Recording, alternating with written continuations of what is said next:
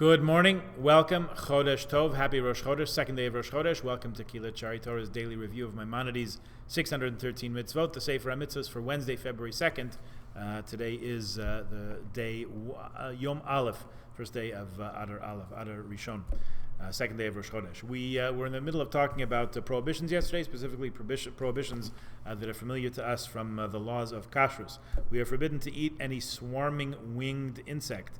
The separate prohibition to eat anything that swarms upon the earth, because there are some animals that don't have, some bugs that don't have wings, so they creep on the earth. Eating any creeping thing that breeds in decayed matter. Eating another mitzvah, eating living creatures that breed in seeds or fruit, and eating any swarming thing, regardless of its winged status. You have a number of prohibitions there, which suggest to us the gravity of checking, in particular, our fruits and vegetables, in particular lettuce, things that grow right on the ground, and making sure that they are not infested or have any bugs or insects or anything else in there.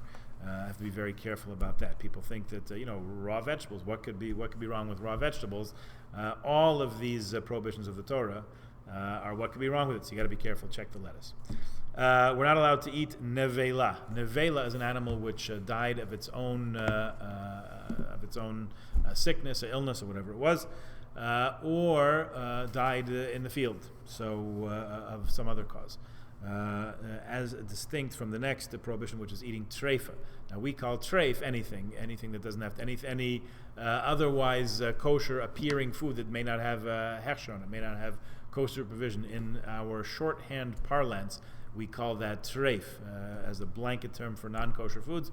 To be technical and specific, treifa foods are torn, specifically animals that are set upon by animals of prey and die by having their bodies torn apart. So no roadkill, no leftovers from predators and so on. Next prohibition, number 74 on our list of 200 or so, Aver min hachai. We're forbidden to eat a limb from a living creature. So any animal that's slaughtered has to wait until it's clearly dead. Doesn't usually take long, from what of shrita that I've seen. However, until the animal is completely dead, we're not allowed to take a limb from it and cook it and eat it. How much more so when the limb is removed while the animal's not slaughtered, still alive. That's certainly a prohibition. Next one, forbidden to eat gid hanasha, the sciatic nerve of beef. That's the word I'm looking for. Cows and ox and all that. Forbidden to eat the sciatic nerve. That's we learned that, we referenced it a few weeks ago when we read the story of Yaakov wrestling with the angel all night long. And it says that the Bnei Yisrael, the descendants of Jacob, of Israel, do not eat the gid hanasha, do not eat that sciatic nerve until this day, which is true.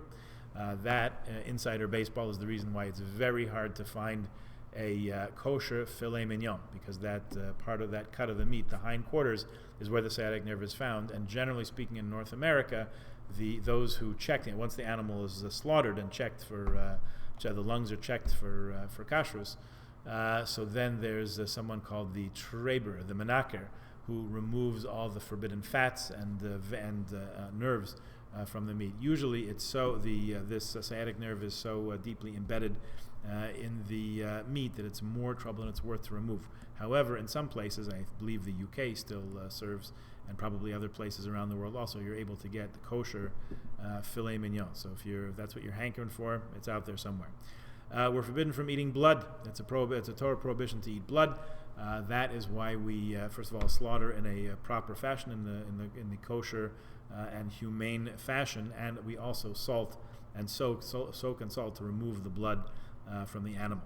We're forbidden to eat the chalev, the fat of a clean animal. There are, as I said before, there are certain fats, suet and other such like, that are not kosher for us to eat. So those have to be removed from a cow or other flocks before eating. Basar b'chalav, the prohibition, well-known prohibition of eating meat cooked in milk. That's why we're careful to keep 2 sets of dishes, and a kosher restaurant for meat on one side of the street of Bathurst, and kosher and for dairy on the other side. Just kidding. You're allowed to have them side by side, but they should be separate. Chodesh Tov, remember that today is the second day of Rosh Chodesh, so include Ya'aleh V'Yavo in all your prayers, in Chakras, in your benching, in Mincha, and so on. Also, we say Hallel with a bracha, with the shortened form of Hallel with a bracha. We add Musaf, and we also include Barchi Nafshi, the psalm of the day for Rosh Chodesh, in addition to today's daily psalm. Have a wonderful day. Guten Chodesh.